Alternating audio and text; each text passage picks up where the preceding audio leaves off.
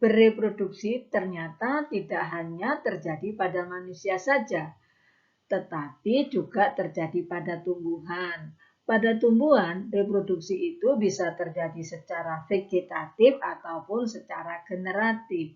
Yang akan kita bahas pada video kali ini adalah reproduksi pada tumbuhan secara vegetatif. Masih bersama Ibu dengan Amelia Sains. Yuk kita lihat.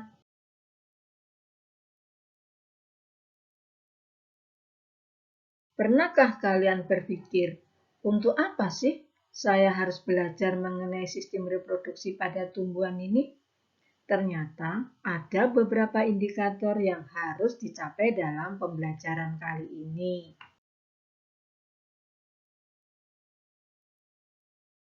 Indikator atau tujuan yang akan kita capai, yang pertama adalah satu, melakukan identifikasi cara reproduksi tumbuhan dan hewan dengan benar.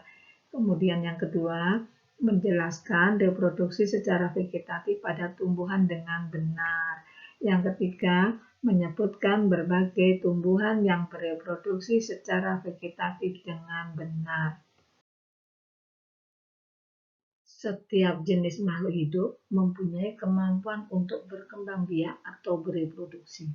Kemampuan untuk bereproduksi ini bertujuan menjamin kelangsungan hidup dan kelestarian jenisnya. Sistem reproduksi makhluk hidup berbeda-beda, demikian pula cara reproduksi pada tumbuhan juga berbeda-beda. Tumbuhan ada yang dapat melakukan reproduksi secara vegetatif atau aseksual, secara generatif atau seksual, atau bahkan dengan cara keduanya. Reproduksi vegetatif adalah cara reproduksi tanpa didahului oleh peleburan sel kelamin jantan dan sel kelamin betina. Reproduksi generatif adalah cara reproduksi yang didahului oleh peleburan sel kelamin jantan dan sel kelamin betina.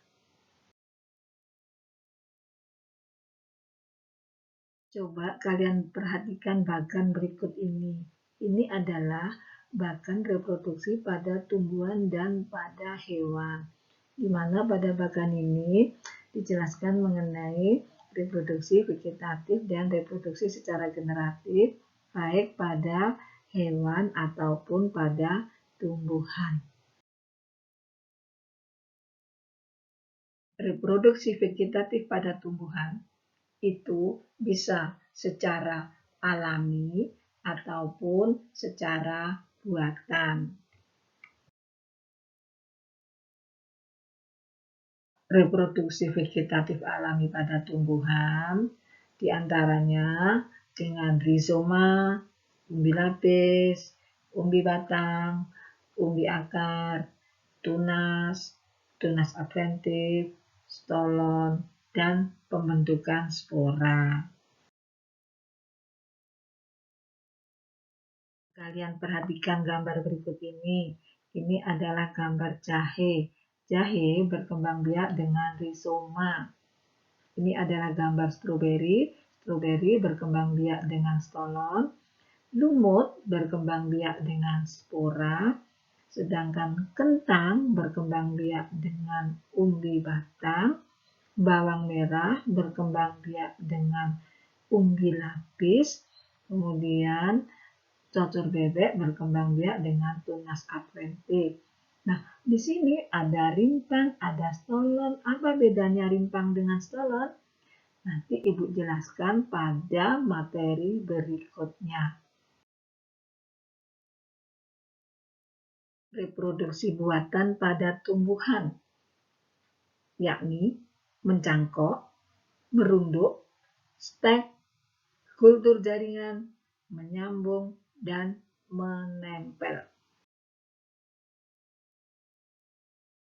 Tugas kalian sekarang adalah menjawab beberapa pertanyaan yang berkaitan dengan tayangan mengenai sistem reproduksi pada tumbuhan tadi. Berikut ini adalah beberapa pertanyaan yang harus kalian selesaikan.